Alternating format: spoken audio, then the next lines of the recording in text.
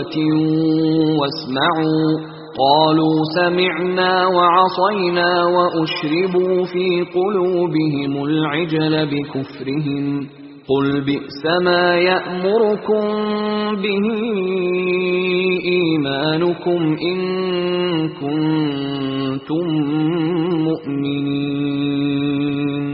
اور جب ہم نے تم لوگوں سے عہد واثق لیا اور کوہ طور کو تم پر اٹھا کھڑا کیا اور حکم دیا کہ جو کتاب ہم نے تم کو دی ہے اس کو زور سے پکڑو اور جو تمہیں حکم ہوتا ہے اس کو سنو، تو وہ جو تمہارے بڑے تھے کہنے لگے کہ ہم نے سن تو لیا لیکن مانتے نہیں، اور ان کے کفر کے سبب بچڑا گویا ان کے دلوں میں رچ گیا تھا۔ اے پیغمبر ان سے کہہ دو کہ اگر تم مومن ہو تو تمہارا ایمان تم کو بری بات بتاتا ہے۔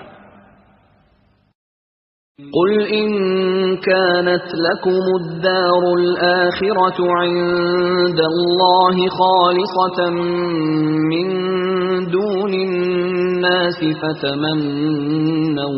فتمنوا الموت إن كنتم صادقين۔